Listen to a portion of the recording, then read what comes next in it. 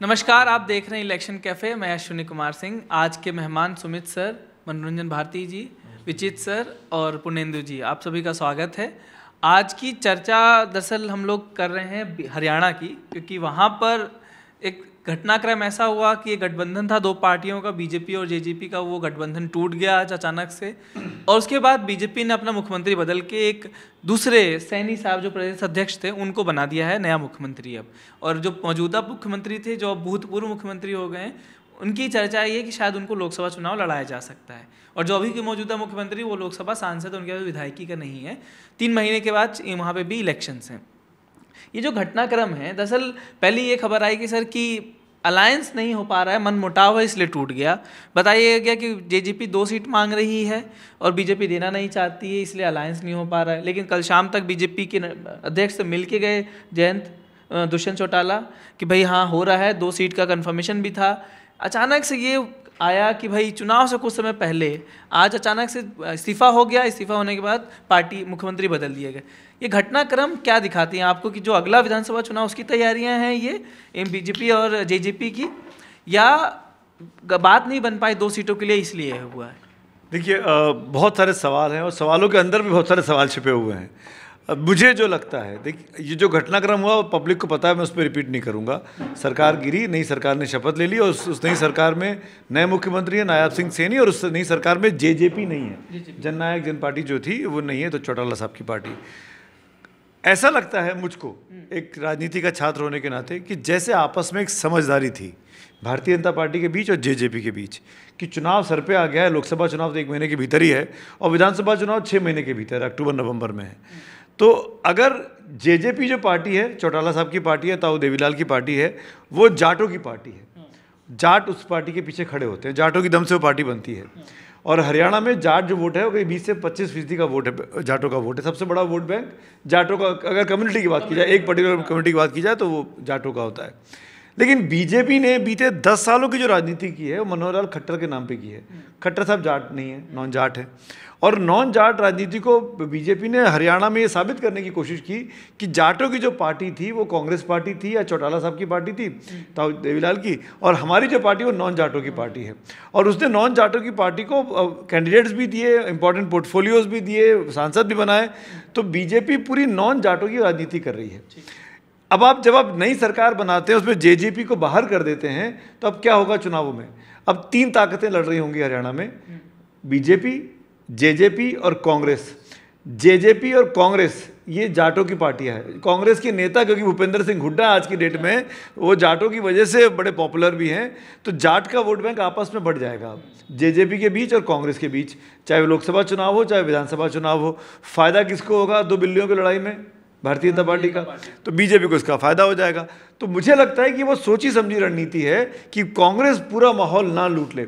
बीती बार 10 में से 10 लोकसभा सीटें जीती थी बीजेपी ने। अगर 10 में से कांग्रेस पार्टी 2, 3, 4 भी छीन लेती तो बीजेपी के लिए डेंट हो जाता ये। तो और कुछ रिसेंट सर्वेज आए थे, मैंने देखा था कुछ चैनल्स पे, उसमें 2 सीटें कांग्रेस के खाते में जाती हुई दिखाई भी थी। तो उससे उनको लगा कि ये एंटी इनकम्बेंसी जो 10 साल की चल रही है खट्टर साहब की, उनको हटा दिया जाएगा, वो भी मैनेज हो जाएगी। जाटों का जो वोट बैंक कांग्रेस के पास जा रहा था उसको बांट दिया जाए ताकि अकेला कांग्रेस माहौल न बने। तो कुल मिलाकर बीजेपी और जेजेपी के बीच मुझे ऐसा लगता है, ये मैं फिर से रिपीट कर रहा हूँ, मुझे ऐसा लगता है कि अगर चुनावों के बाद, विधानसभा चुनावों के बाद भारतीय जनता पार्टी को बीच में मेजॉरिटी नहीं मिलती है, तो इन्हीं चौटाला साहब को दोबारा पास बिठा के सरकार बना सकते हैं, क्योंकि दुश्मनी नहीं हुई है। ये पहला ऐसा तलाक हुआ है जो बंद कमरे में हुआ, कल मिल के चले गए। अभी तक कोई बयान नहीं आया जेजेपी का, अभी तक कोई खटास नहीं दिखी, बीजेपी ने कोई एक लाइन अगेंस्ट में नहीं बोली उनके। तो ये ऐसा तलाक हुआ है कि आपस में बैठे सहमति कर ली कि तुम अलग मैं अलग। फिर हम जैसे माफ़ करिएगा, मैं बड़े एक्टर हैं, उनका तलाक भी ऐसे ही हुआ था, बड़ी चर्चों में रहा था। मैं आमिर खान और किरण राव की बात कर रहा हूँ कि तलाक हुआ लेकिन एक ही घर में रहते हैं। तो ये भी तलाक हुआ लेकिन एक साथ ही रह दिखते हैं। आपसे बस एक सवाल इसमें जोड़ना चाहूँगा, जब प्रधानमंत्री के दौरे होंगे कल परसों से, जब अनाउंसमेंट हो जाए उसके बाद तो प्रचंड रूप आ जाएगा। उस प्रचंड रूप में आने के बाद वो किसको कोसेंगे? हरियाणा के विकास के लिए किसको जिम्मेदार ठहराएंगे? हरियाणा के विकास के लिए तो वो कांग्रेस को लेकर के नेहरू से शुरू करते हैं, उसके बाद कांग्रेस की सरकारों को कहेंगे। यहाँ सबसे बड़ा मुद्दा ये है कि आप यदि हरियाणा के लोगों से यदि आप बात करें, चाहे जो हरियाणा की राजनीति पे नज़र रखते हैं, उनका ये कहना है कि खट्टर साहब पंजाबी थे, ठीक है, और खट्टर साहब चूँकि प्रधानमंत्री के दोस्त हुआ करते थे तो उनको चीफ मिनिस्टर बनाया गया था और बीजेपी ने उनके साथ स्टिक किया पिछले 9 साल 10 साल तक। ये 10वां साल है आप कह सकते हैं। इसी साल चुनाव होने हैं, अक्टूबर, हाँ नवंबर में चुनाव होने हैं। तो जब मैंने ये जानने की कोशिश की कि भाई उनको क्यों चेंज किया गया और एक नायाब सैनी जी को क्यों बनाया गया, तो कहा गया कि एक तो इतने साल सत्ता में रह करके जो पंजाबी समाज है वो तो सत्ता का सुख भोगा ही है, वो बीजेपी के साथ है ही। एक जो ओबीसी चेहरा चाहिए था वो ओबीसी चेहरा के रूप में सैनी जी को लाया गया। तो आज के दिन बीजेपी के पास ओबीसी चेहरा, ओबीसी वोट बैंक भी है और वो पंजाबी वोट बैंक भी है। बीजेपी हमेशा से बीजेपी ने साफ कर दिया था कि वो हरियाणा में 36 बिरादरी की राजनीति करेंगे और जाट वर्सेस 36 बिरादरी होता है। यदि आप बिहार यूपी की भी राजनीति देखें तो भले ही अपर कास्ट का डोमिनेंस चला गया हो, तो अब राजनीतिक रूप से यादव जो है ना बिहार यूपी में डोमिनेंट कास्ट माना जाता है राजनीतिक रूप से। और जैसे ही यादव के साथ किसी अदर ओबीसी के आने की बात होती है तो वो छिटकना शुरू कर देता है। ये हर गांव की कहानी है, यदि आप उस एरिया से हैं तो आपको मालूम होगा, क्योंकि उनको लगता है कि एक बार ये पावर में आया ना तो हमारे हिस्से की सारी चीज़ें इन्हीं के पास जाएंगी। वही हाल जो है जाटों का है हरियाणा में। तो उनको वो एक डर जो है वो दिखा करके बाकी 36 बिरादरी को बीजेपी हमेशा से अपने साथ करती रही है। ये उनकी पॉलिटिकल लाइन है। तो अभी जो किया गया है वो इसी चीज़ के तहत किया गया है कि खट्टर साहब जो है वो प्रधानमंत्री के दोस्त रहे, एक समय में साथ ही रहते भी थे कहा जाता है। तो उनको हटा करके नया चेहरा लाया गया है, एक नई जाति से लाया गया है जिससे कि दोनों तरह के वोट सधें। और जैसा कि सुमित ने कहा कि ये ऐसा तलाक है जिसमें कि कोई झगड़ा ही नहीं हुआ है, कि दोनों जज साहब के पास गए, बोले कि अब बहुत हो गया, अब थोड़ा दिन अलग रहते हैं। जज ने बोला हाँ थोड़े दिन अलग रहो, बाद में देखते हैं कि तो इकट्ठे आओगे कि नहीं आओगे। तो ये एक चीज़ किया गया कि किस तरह से जाट वोट बैंक में सेंध लगाई जाए, इसलिए हुड्डा साहब का चेहरा जो था थोड़ा सा मायूस सा लग रहा था।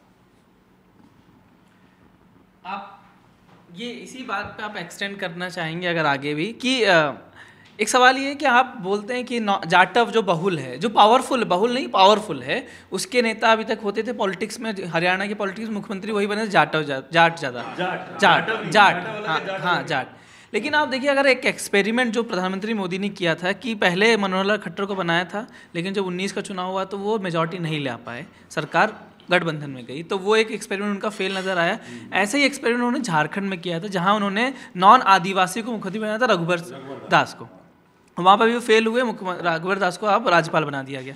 जो एक्सपेरिमेंट करने की कोशिश है लेकिन वो विफलता जो मिलती है, इस मामले में क्या वो एक्सपेरिमेंट सक्सेसफुल हो पाएगा? और इसमें रास्ते में माइक पड़ गया हाथ में तो आपको बोल दूं कि दुष्यंत को क्या चाहिए यार, एंड ऑफ द डे एक डिप्टी सीएम और एक्साइज डिपार्टमेंट, और क्या चाहिए हरियाणा में, और क्या चाहिए आपको? एक्सरसाइज। हाँ एक्साइज और एक्सरसाइज, वो एक्सरसाइज खूब करता है। बीजेपी ने ये सारी कवायद अगर की है तो इसके पीछे उनकी अपनी आजमाई हुई पृष्ठभूमि भी है, क्योंकि उन्होंने उत्तराखंड में ऐसा किया था, चुनावी साल में बदल दिया था, चीफ मिनिस्टर बदल, उन्होंने गुजरात में बदल दिया था। नहीं वहाँ भी ठीक चुनाव से पहले 1 साल के, हाँ विधानसभा में 1 साल कहाँ है बचा है सर? वही 1 साल, वो भी 1 साल के अंदर ही था। नहीं 1 मिनट, उत्तराखंड वाले में तीरथ रावत साहब को टाइमली लाए थे, बाद में चूंकि उनका मामला फंस गया था वो टेक्निकल, इस वजह से धामी साहब आए थे, अदरवाइज धामी साहब तो कोलैटरल बेनिफिट वाला मामला था धामी साहब का। देखिए 21 में लाए थे वहाँ पर भूपेंद्र पटेल को, 22 में चुनाव हुआ। आप शब्द से शब्द जोड़कर मत चलिए कि 365 दिन ही हो, वो 365 का 375 दिन हो सकता है। तो उन्होंने प्रयोग किया, ये प्रयोग इनका तीनों राज्यों में चला। उत्तराखंड में जहाँ 5 साल में सरकार बदल जानी चाहिए थी, हिमाचल में बदल गई, वहाँ नहीं बदली। झारखंड ये गुजरात में तो इतना प्रचंड बहुमत मिला कि कांग्रेस का कहीं लापतागंज वहाँ बन चुकी है। तीसरे त्रिपुरा में भी उन्होंने बदला, वहाँ पर भी दोबारा सरकार बन गई, थोड़ा धक्का देना पड़ा लेकिन ठीक से बन गई, ये हुआ। तो यदि आपका एक फार्मूला कामयाब हो जाता है तो आप उस फार्मूले पर चलते हैं, और ये स्वाभाविक है, कोई भी उस फार्मूला को आप अपनाना चाहता है। जब टेलीविज़न में खली बली का दौर चलता था तो ऐसा नहीं कि दूसरी खबरें नहीं थी, लेकिन लगता था कि खली पर बना दो टीआरपी आ जाएगी, तो बड़े बड़े चैनल ये काम करते थे। ये तो एक हो गया कि पुराना दांव। दूसरी बात कि आपने कहा प्रधानमंत्री जी या बीजेपी हमेशा नए प्रयोग करते हैं, या कहिए कि जो जहाँ पर बाहुल्य है उसके खिलाफ जाते हैं। ऐसा जब 2014 में उन्होंने वो प्रधानमंत्री बने थे तो उन्होंने ज़रूर किया। जाट बहुल में खट्टर को बना दिया, झारखंड में आदिवासी बहुल में गैर आदिवासी रघुवर दास को बना दिया, और महाराष्ट्र में एक ब्राह्मण को मुख्यमंत्री बनाया। महाराष्ट्र में आपने ब्राह्मण मुख्यमंत्री लंबे अरसे से नहीं देखा होगा। गुजरात में भी आनंदीबेन के बाद जो रूपाणी को बनाया, हाँ वो भी पटेल, बिल्कुल गैर पटेल बनाया, सही, बिल्कुल सही बोल रहे हैं। लेकिन उसका वो प्रयोग क्या रहा? झारखंड में तो बुरी तरह हार गए, वहाँ तो मौका ही नहीं मिला। हरियाणा में आपको मौका ज़रूर मिला, लेकिन वो मौका, मैं फिर कहूँगा तो कहेंगे कि मैं कांग्रेस पर सवाल उठा रहा हूँ। कांग्रेस वो चुनाव ठीक से नहीं लड़ी, हार गई, और जेजेपी के समर्थन से इन्होंने सरकार चला ली। ये दूसरी बात है। प्रधानमंत्री अपने जिद पर या बीजेपी ने अपनी जिस रणनीति के तहत मनोहर लाल खट्टर को मुख्यमंत्री बना के रखा, 5 साल के बाद महाराष्ट्र में भी सरकार चली गई, जो मुख्यमंत्री आपने बदला। तो जो बड़ी जिस राज्य में जिस जाति का प्रभुत्व है, उस प्रभुत्व को तोड़ने के लिए 2 ही चीज़ें हैं। या तो उसको ही अपनी तरफ मिला लो, अगर वो पूरी तरह आपके साथ आ जाए तो फिर कोई दिक्कत नहीं है, और नहीं आता है तो उनके बरक्स दूसरों को खड़ा कर दो। तो ये रणनीति बीजेपी की उत्तर प्रदेश में आजमाई हुई है। वहाँ गैर यादव ओबीसी का लगभग वोट बीजेपी को गया, गैर जाटव दलित वोट उनको गया बीजेपी को। बिहार में ये प्रयोग कर ही रहे हैं। उसके अलावा उन्होंने यही प्रयोग फिर गुजरात में भी किया था कि भाई गुजरात में उन्होंने थोड़ा अलग किया कि उन्होंने पटेल, सक्सेसफुल है, हाँ बिल्कुल। सारा खेल यह है कि आपका चुनावी जीत का फार्मूला कौन सा सही होगा, उस हिसाब से उन्होंने ये दांव चला है। बस इतना ही है। ये सब कुछ लोकसभा में 10 के 10 सीट बचाने और विधानसभा तक यदि फिर से सरकार, चाहे वो सहयोग से बने या अकेले बने, उसको लाने के लिए। इसकी जैसे बात हो रही थी कि इसकी भूमिका पहले तो एक शुरू हुई 2019 में ही, क्योंकि डेंट इनकी खट्टर साहब की पॉपुलैरिटी पे लग गया था। 2019 में बीजेपी ने क्लीन स्वीप किया। 2014 में तो 2 सीट वो हार गए थे, 8 ही सीट जीते थे, लेकिन 2019 में 10 की 10 जीत गए, और वोट शेयर के लिहाज से भी ज़बरदस्त जीत थी, लाखों वोट में। मतलब दीपेंद्र हुड्डा और भूपेंद्र हुड्डा दोनों अपनी सीट रोहतक हार गए। तो ये एक बहुत बड़ा डेंट माना गया कि भाई रोहतक हारना तो वैसे अमेठी हारने जैसी बात हो गई।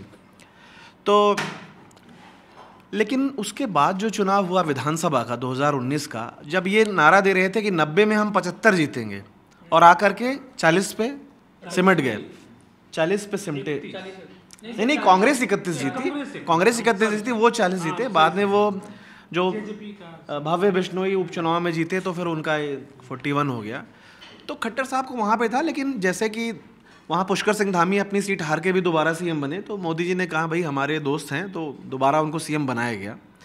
और वो जो पॉलिटिक्स थी, जैसे सुमित सर ने भी बखूबी उसको एक्सप्लेन किया कि जो गैर जाटो वोटों का एक तरह से पोलराइजेशन, तो खट्टर साहब उसके फेस बन के उतरे। हालांकि वो पंजाबी हैं, वो पंजाबी वोटर अम्बाला या करनाल की कुछ सीटों को छोड़ करके ऐसा बहुत ज़्यादा इम्पोर्टेंट नहीं है।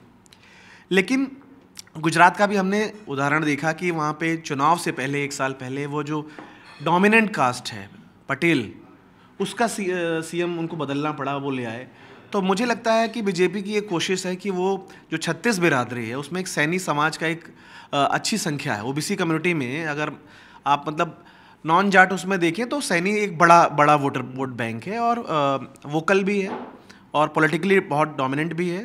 तो ऐसा फेस लाए हैं, तो वो सारे क्वेश्चंस को देख के लाए हैं। और चूँकि खट्टर साहब के ही एक बहुत करीबी हैं, वो पैर छू करके उन्होंने पहले उनका पैर छुआ, उसके बाद शपथ लेने गए, तो वो इक्वेशन भी ध्यान में रखा गया है।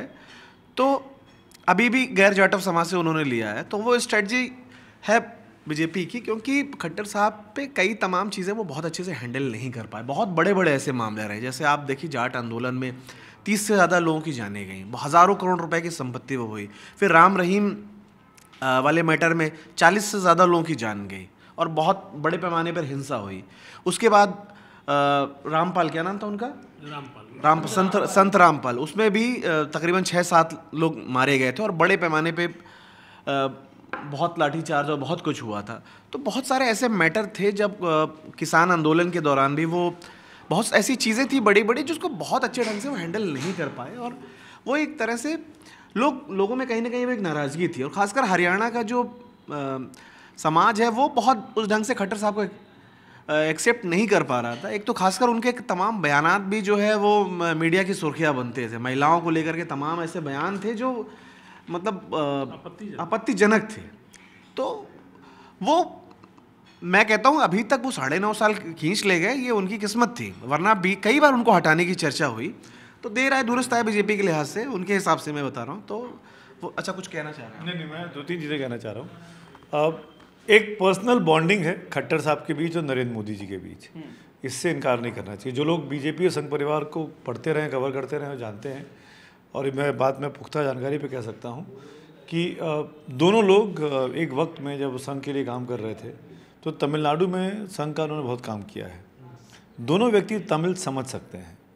मैं मोदी जी भी तो आपने देखा भी 1-2 बार बोलते भी हैं तमिल, पर खट्टर साहब भी तमिल बोल सकते हैं, बोल भी सकते हैं, समझ भी सकते हैं, अपना काम चला सकते हैं तमिल में।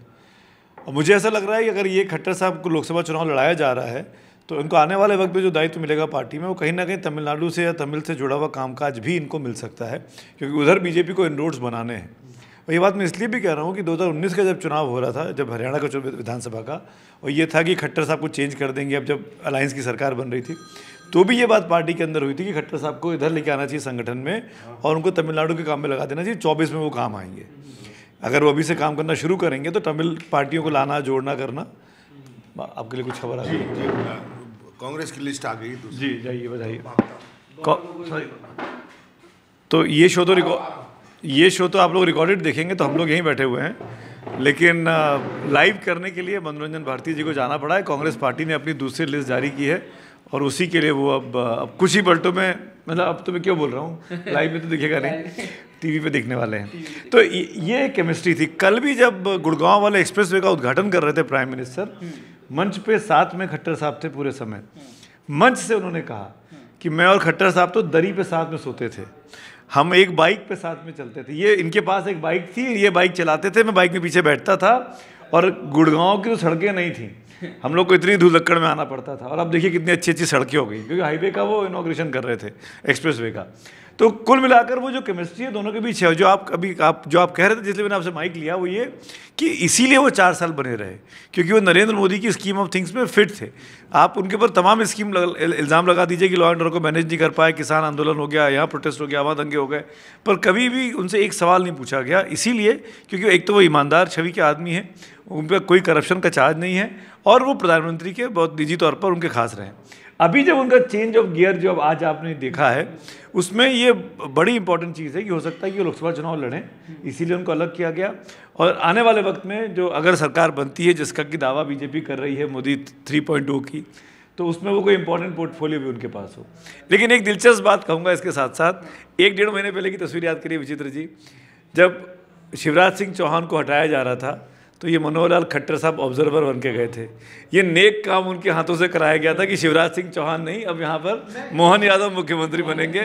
और आज याद करिए, आज उनके साथ वही हो गया जो 1-1.5 महीने पहले उनके साथ। एक चीज़ मैं अभी मैं कुछ आने से पहले कुछ मीडिया रिपोर्ट्स में पढ़ रहा था, तो उसमें था कि बीजेपी की कुछ अपनी इंटरनल पॉलिसी है कि 2 टर्म अगर जिसका पूरा हो गया सीएम का, तो उसको अब एक्सटेंड नहीं करेंगे। हालांकि ऐसा कोई घोषित मैंने कहीं ऐसा कोई बयान नहीं सुना, मीडिया रिपोर्ट्स के हवाले से ही बता रहा हूँ। तो क्या उसका भी एक उसमें लिखा था कि अब चूंकि इनके 6 महीने ही बाकी थे, तो उस वजह से भी एक उस खांचे में खट्टर साहब फिट नहीं हो रहे थे और उनको एक नया फेस चाहिए था, तो वो नायब सिंह से उनको ये इसलिए नहीं हटाया गया कि वो 10 साल तक पूरा हो जाएगा। अगर 10 साल पूरा होने के बावजूद बीजेपी को ये गारंटी होती कि नहीं, ये लोकसभा में भी और विधानसभा में भी जितवा देंगे, तो बिल्कुल नहीं हटाए जाते। असल मुद्दा सिर्फ जीत है। जीत के लिए सारे समीकरण बदलते हैं। जब जीत जरूरी होती है तो 75 पार के येदियुरप्पा और ये धूमल दोनों मुख्यमंत्री के उम्मीदवार बना दिए जाते हैं, जो कि 75 साल को एक बैरियर बनाया गया था। जब जीत जरूरी होती है या अपनी इच्छा से कि कौन हमारे लिए ठीक रहेगा, तो 75 जब धूमल चुनाव हार जाते हैं तो उनको मुख्यमंत्री नहीं बनाया जाता है, लेकिन धामी चुनाव हार जाते हैं तो उनको बना दिया जाता है। तो ये राजनीति कोई मतलब कोई एकदम स्ट्रिक्ट लिखित संविधान में नहीं है। हाँ, 75 पार के, ये तो सांसद का मामला है, सांसद तो 540 का है। मैं राज्य चलाने की भी बात कर रहा हूँ या जीत कर लाने के लिए। हेमा मालिनी पर एक सीट का मसला है, लेकिन दूसरों पर तो पूरे राज्य का मसला है, राज्य का मतलब बोझ है। तो उस बोझ के लिए ज़रूरी है कि जिससे लगे कि जीत पाए। तो वहीं जो 36 बिरादरी कह रहे हैं जाट वर्सेस ऑल, सिंपल सी बात है, बहुत हो तो जाट के साथ मुसलमान जुट जाएंगे, इतना ही होगा ना। तो 50% से ज़्यादा वोट लाना है। लेकिन विचित्र जी, वहाँ हरियाणा में सिर्फ जाट ही नहीं, दलितों का भी एक बड़ा वोट बैंक है। और कांग्रेस के पास कुमारी सैलजा जैसा एक बड़ा फेस है, पूर्व केंद्रीय मंत्री रही हैं, और हरियाणा का एक बड़ा फेस है। दूसरी बात, आप अगर रिपोर्ट्स को देखें, लोगों से बात करें, तो हरियाणा में कांग्रेस कुछ सीटों पे बहुत अच्छा कर रही है। मतलब बहुत सारे लोग तो दावा कर रहे हैं कि रोहतक तो इस बार श्योर है कांग्रेस ही जीतेगी, दीपेंद्र सिंह हुड्डा लड़ने वाले इस बार वहां से। तो कांग्रेस बीजेपी को कहीं ना कहीं जो नहीं 370 में कुछ घाटा दिख रहा है, वो 370 दिख रहा है। नहीं, हरियाणा से बिल्कुल दिखेगा। अगर नहीं दिखता तो क्यों मनोहर लाल खट्टर हटाए जाते। और हरियाणा कांग्रेस के मजबूत गढ़ में से है। पिछली बार 10 के 10 सीट हार जाना एक दूसरी बात है भाई। दिल्ली में 10 के 10 7 पहले भी 9 हारे थे। हाँ, उसके पहले भी 14 में भी 14 में भी एक ही जीता था। हाँ, कुलदीप बिश्नोई जीता था उस वक्त से। कुलदीप बिश्नोई नहीं, रोहतक दीपेंद्र हुड्डा जीता था। हाँ। तो मेरा ये कहना है कि वो हार के बावजूद वहाँ पर कांग्रेस मजबूत है। और ऐसा नहीं है कि बीजेपी ने बना दिया तो इसके बाद जीत ही जाएगी। ये कौन कह रहा है? ये कह रहे हैं कि उसने भाई उनके किले में जो सेंध लग रहा था, उस सेंध की उन्होंने छपाई उपाई कर दी है, सीमेंट उमेंट लगा उगा करके, ताकि अब आगे उसमें कोई क्षरण ना हो। बस एक चीज़ मैं कहना, एक चीज़ में कहना, हाँ पूछेगा, एक चीज़ और कहना चाह रहा था। आपने ध्यान से देखा होगा, पूर्णेंदु जो बात कह रहे थे कि रिसेंट टाइम्स में बीजेपी ने अपनी नई लीडरशिप तैयार करने की कोशिश की है। मोहन यादव, भजन लाल शर्मा, उन्हीं विष्णु साय, ये उसी चेहरों के ही कवायद है कि भाई आपके पास मोदी और अमित शाह के बाद कौन है, तो आपने योगी और देवेंद्र फडणवीस तैयार कर दिए। उनके बाद कौन है, उनके 5 साल के बाद 10 साल के बाद कौन है, तो ये मोहन यादव, भजन लाल शर्मा, अब आज की तारीख में ये जो सैनी साहब बन गए हैं, नायाब सैनी। तो ये लॉन्ग टर्म में जो संघ परिवार की अपब्रिंगिंग होती है, तो संघ ये सबके ये जितने चेहरों के नाम ले रहा हूँ ना, ये इस वक्त में जो चाहे मोहन यादव हो, चाहे नायब सिंह सैनी हो, चाहे भजन लाल शर्मा हो, ये सब संघ परिवार से निकल के लोग आए हैं। इन्होंने प्रथम वर्ष, द्वितीय वर्ष, तृतीय वर्ष करा। कांग्रेस के परिवार से निकल के जो आए लोग हैं, हेमंत बिस्व शर्मा और तमाम नेता, आपके जो त्रिपुरा के सीएम का भी बैकग्राउंड वो भी कांग्रेस से ही हैं। तो उनके पास संघ परिवार का भी वो जो सेकंड जनरेशन है और कांग्रेस परिवार का भी है। तो उनका ये दिक्कत किसकी है, कांग्रेस की कि भाजपा की? कांग्रेस क्यों अपने लोगों को रोक नहीं पा रही है? कांग्रेस के क्यों पुराने लोग आज भी बीजेपी को जाने को तैयार है? जो 30 40 साल 50 साल कांग्रेस में रह गए, वो क्यों कांग्रेस में जा रहे हैं? जेल चले जाएं। क्यों संजय सिंह जेल नहीं गया क्या? क्यों मनीष सिसोदिया जेल में नहीं है क्या ईडी सीबीआई की वजह से? क्यों किस बात का डर है? किस बात का डर है? उससे बड़ी चीज मैं एक बात बताता हूँ। बीजेपी में प्लान तरीके से काम होता है, देखिए बाकी पार्टी में प्लान तरीके से काम नहीं होता। उसके साथ सबसे बड़ी बात है कि राजनीति में भी जो आता है वो किस लिए आता है? कोई ये कहे कि हम समाज बदलने के लिए आए हैं, वो सेकेंडरी है। वो बेसिकली क्या है, सत्ता के लिए आता है। और सत्ता की उम्मीद दिखे, होप सबसे बड़ी चीज़ है। एक किस्सा सुनाता हूँ। सेकेंड वर्ल्ड वार हो रहा था और जर्मनी की सेना रूस सोवियत संघ के अंदर घुसी जा रही थी। सोवियत उसको रोक नहीं पा रहे थे। स्टालिन राष्ट्रपति थे, उन्होंने ब्रेजनेव को भेजा कि जाकर देखो कि क्या मसला है। समरकंद में वो पहुंचा, वहाँ पर उसने जो बड़े बड़े सेना के अधिकारी थे, सोवियत संघ के सैनिक, उनके साथ बैठक की। वो देखा कि दूर कहीं एक नौजवान सैनिक है जो यंग है, वो खड़ा है। वो कुछ कहना चाह रहा है लेकिन कह नहीं पा रहा है। तो उसने कहा कि हाँ, तुम कुछ कहना चाहते हो, बोलो। तो आगे बैठे सैनिकों ने रोका उसको। नहीं, बोला नहीं, उसको बोलने दो। तो उसने कहा कि सर, बाकी सब ने सब बताया कि हम इधर से वार करें, उधर से वार करें, ये करें, वो करें, वो हिटलर ये है, वो है, कुछ भी। उसने ये कहा कि सर हम ये युद्ध इसलिए नहीं जीत पा रहे हैं कि सैनिकों में होप की कमी है, आशा, कि हम किस लिए लड़ें, लड़ कर जाएंगे तो हमको क्या होगा, हम अगर मारे जाते हैं तो हमको क्या मिलता है, और हम अगर युद्ध विजेता हो जाते हैं तो हमको क्या मिलता है। ब्रेजनेव इस बात को समझ गए, उन्होंने आकर के स्टालिन से कहा, स्टालिन ने उसी समय सैनिकों के लिए अच्छी घोषणाएं की और वादा किया। जो फौज भाग रही थी वहीं भागती फौज खड़ी हो गई और जर्मनी ये हिटलर के विनाश का कारण बना। तो कांग्रेस में कभी भी आप देखिए कि उम्मीद जगती नहीं दिखती है लोगों में, वो उम्मीद अगर जगे तो एक चीज़ जोड़ दूं मैं, कांग्रेस के अखबार, आज ही अखबारों की खबर मैंने टाइम्स ऑफ इंडिया में पढ़ा, अपने रिपोर्टर्स भी बता रहे थे कि जब कांग्रेस की चुनाव समिति की बैठक चल रही थी, बड़े नेताओं को कहा गया कि चुनाव लड़ो, तो सबने मना कर दिया। कोई कमलनाथ, कोई दिग्विजय सिंह, कोई अशोक गहलोत, कोई सचिन पायलट तैयार नहीं हुआ कि हम चुनाव लड़ना चाहते हैं लोकसभा का। ये क्या बात हुई भाई? आपको क्योंकि वही उम्मीद नहीं है कि जीत भी गए तो क्या होगा, और पता लगा लड़ गए हार गए तो कहीं के नहीं बचेंगे कि इतने बड़े चुनाव नेता हो के हार गए। वहीं बीजेपी में जो राज्यसभा के लोग हैं उनको कहा जा रहा है कि लड़ो जाके लोकसभा। भूपेंद्र यादव को लड़ा दिया गया, धर्मेंद्र प्रधान को लड़ाने की तैयारी चल रही है, राजीव चंद्रशेखर को लड़ाया गया। तो वहाँ उल्टा हो रहा है कि जो राज्यसभा के लोग रहे उनको कहा जा रहा है नहीं, फ्रंट फुट पे आओ, लोकसभा में लड़ो, मैं पब्लिक के बीच जाओ। और यहाँ उल्टा हो रहा है कि जो पब्लिक के बीच का चेहरा है, नहीं हम नहीं लड़ेंगे, हम थक गए। नेता को हारने से कभी नहीं डरना चाहिए। हार से क्या डरना है भाई? हम जब चुनाव लड़ रहे हैं तो जीतेंगे हारेंगे एक ही होगा। आप में लड़ने की किलर इंस्टिंक्ट कितनी है, ये महत्वपूर्ण है। लड़ करके हार जाइए। इस मामले में भूपेश बघेल की तारीफ करनी होगी कि वो आगे आए। राजनांदगांव जैसी सीट पे उन्होंने, जिसमें रमन सिंह कई बार के सांसद रहे हैं, वो सीट उन्होंने चुनी है लड़ने के लिए, तो इसकी तारीफ। हम और आप बात कर रहे हैं, अभी मैंने टीज किया था कि बाबा चले गए। 2-3 इंपॉर्टेंट चीज़ें लिस्ट की बता देता हूँ। कांग्रेस की लिस्ट में वैभव गहलोत, जो कांग्रेस के अशोक गहलोत के बेटे हैं, उन्होंने अपनी सीट बदल ली है। जालौर चले गए हैं वो। पिछली बार वो जोधपुर से लड़े थे गजेंद्र सिंह शेखावत साहब के सामने और चुनाव हार गए थे बुरी तरीके से। और शेखावत साहब का नाम इस बार अनाउंस हो चुका है, तो इन्होंने अपनी, वैभव गहलोत ने अपनी सीट बदल ली है। ऐसे ही एक और बड़े बाप के बेटे हैं, शीशराम ओला साहब के बेटे ब्रजेंद्र ओला, वो चुनाव लड़ रहे हैं। वो भी जाट है। जाट से याद आया, राहुल कसवा जो कल भाजपा छोड़ के आए थे कांग्रेस में चुरू से, उनको टिकट मिल गया है, वो चुरू से ही लड़ेंगे। तो चुरू में अब सिटिंग, हाँ अब इंटरेस्टिंग हो जाएगा सर, क्योंकि टाइम भी हो गया। बस आखिरी आप लोग बस एक नंबर पूछूंगा, वो बता दीजिएगा।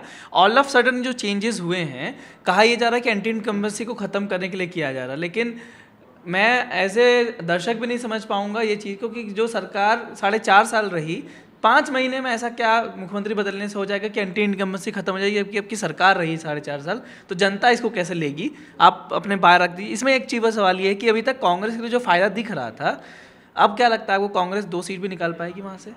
देखिए, हरियाणा हम लोग गए नहीं है ज़मीन पे, तो वो कहना मुश्किल है कितनी 1, 2 या 10 कितनी सीटें आएंगी। पर हाँ, कांग्रेस के लिए बीजेपी की स्ट्रैटेजी ने मुश्किल खड़ी कर दी है। जो कांग्रेस को एज दिखाई दे रही थी कुछ सीटों पे, खासकर नहीं, जाट बहुल सीटों पे, जहाँ जैसे रोहतक की सीट आप बार बार कह रहे हैं, वहाँ पर भी अगर दुष्यंत चौटाला की पार्टी ने कोई बड़ा जाट नेता खड़ा कर दिया, दुष्यंत है, दुष्यंत के भाई दिग्विजय लड़ गए, या अभय चौटाला के जो बेटे हैं, कहाँ जो करण अर्जुन नाम है जिनका, अगर वो लड़ गए तो आपस में जाट का वोट बट जाएगा। जाट जब का वोट बटेगा तो जीत पाएंगे हुड्डा साहब या दीपेंद्र हुड्डा, मुझे समझ में नहीं आता कौन लड़ेगा, पहले तो ये तय नहीं है। तो कांग्रेस के लिए इस बीजेपी की स्ट्रैटेजी ने कुछ ना कुछ मुश्किलें तो खड़ी की हैं। आपको क्या लगता है विजित सर, मुश्किलें खड़ी हुई या उनके लिए एक फायदा भी है कि भाई आप मुख्यमंत्री हटाना पड़ रहा है, इसका मतलब आपकी सरकार उस लायक नहीं थी, काम करने लायक? ये आप कह रहे हैं, इस चीज़ को हम लोग तब मानते जब उनके बीजेपी के पुराने अनुभव बीजेपी को घाटा दिए होते। चूँकि कहाँ दिया है? झारखंड में बदला नहीं है ना, मुख्यमंत्री नहीं बदला, लेकिन नहीं, मुख्यमंत्री नहीं बदला। चुनाव से पहले अगर वो चुनाव से पहले बदलता तो शायद वो बहुत। दूसरी बात कि मुझे लगता है कि हम लोग को यहाँ बैठ करके सीटों की बात नहीं करनी चाहिए। मैं जब ये 3 राज्यों का चुनाव हो रहा था तो मैं एक जगह बैठा था, उस समय यहाँ पे नहीं था, तो हमसे पूछा गया कि कितनी सीटें मिलेंगी। मैंने कहा कि मैं नहीं बता सकता कितनी सीटें मिलेंगी। सब लोग छत्तीसगढ़ में बता रहे थे कि कांग्रेस कम से कम 50 सीटें तो जीतेगी। लेकिन मैं ये मानता हूँ कि हम सीट बताने के लिए नहीं हैं, हम एक रास्ता बताने के लिए हैं, और राही चल रहा है, वो बता देगा अंत में कि मंजिल तक पहुँचा कौन। नहीं, ये बात सही है कि सीटें बताना थोड़ा मुश्किल काम है, लेकिन मुझे लगता है कि कांग्रेस विधानसभा चुनाव के बाद से कांग्रेस थोड़ा सा उसने बेहतर किया है, और बाद में आपने देखा प्रैक्टिकल चीज़ों को समझते हुए कांग्रेस ने हुड्डा को एक तरह से लीड है। हरियाणा की जो कांग्रेस है, ठीक है, गुटबाजी है, उसमें हरियाणा का हुड्डा का गुट अलग है, सुरजेवाला और शैलजा वो है, तो वो एक दिक्कतें हैं, लेकिन फिर भी हुड्डा स्ट्रांग है। और आप देखिए कि दीपेंद्र की भी रैलियों में बहुत सारी भीड़ जुटती है, तो रोहतक और सिरसा ये 2 सीटें तो बीजेपी के लिए सिरदर्द हैं आज की तारीख में। सोनीपत को भी उसमें कुछ देख सकते हैं। तो मुझे लगता है कि कांग्रेस का हो सकता है वो पिछला वाला हाल ना हो कि खाता ना खोले इस बार। बस एक चीज़ जोड़, बस एक चीज़ ये जो पुनेंदु जी ने वो कहा, उससे मुझे याद है 2019 में लोकसभा में कांग्रेस बुरी तरह हार गई, 10 की 10 सीटें हार गई।